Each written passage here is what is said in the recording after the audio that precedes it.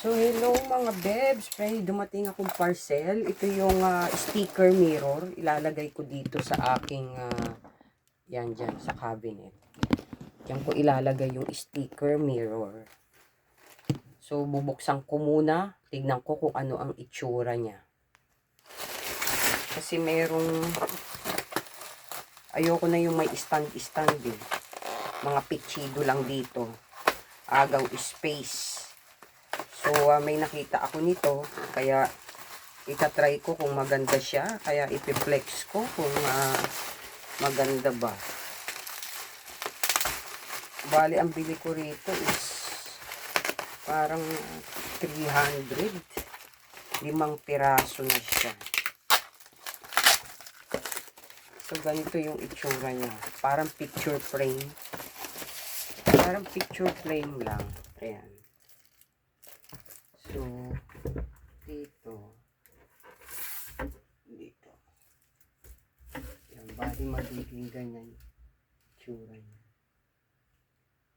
Didikit natin. So, magiging parang ganyan itsura niya. Ididikit natin.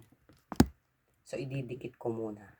So, hindi ako makapagtrabaho ng maayos dahil inukupan na nitong mga ito ang space ko na kailangan ko. Diyos ko po. So, present lahat sila. Pwera ng si Cheska at si Charlie. And we are family. We are family.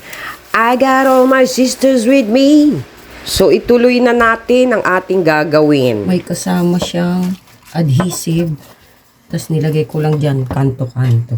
Ay, baliktad. Tanga. Dito nilagay. Tanga. Lalagay nyo lang dito sa blue. Nagkamali ako kanina. Sa blue, ilalagay. Mali tayo, mali. Oh, mali. Sobrang sticky niya mga bebs. Sobrang dikit. Buti pa to, parang forever didikit sa'yo. Hindi katulad nung iba.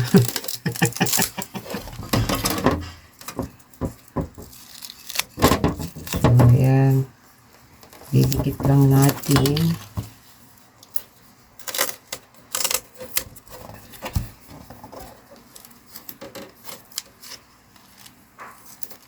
Ayan. Ang daming epal, oh. Daming epal. So, ganito lang siya, mga bebs, oh.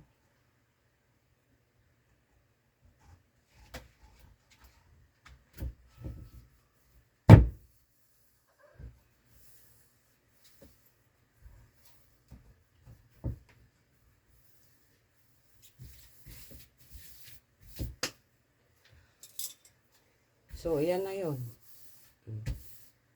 Ang labo, di ba? Hindi, ayusin pa natin yan. Tatanggalin pa natin ito. Kasi may protective film siya. So, ayan.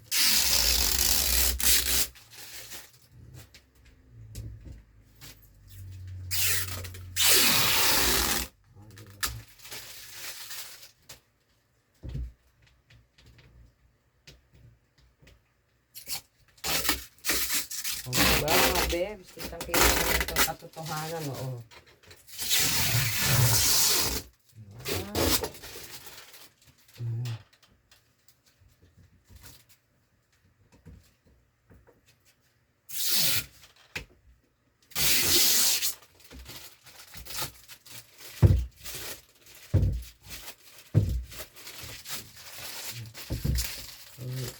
Didikit lang natin.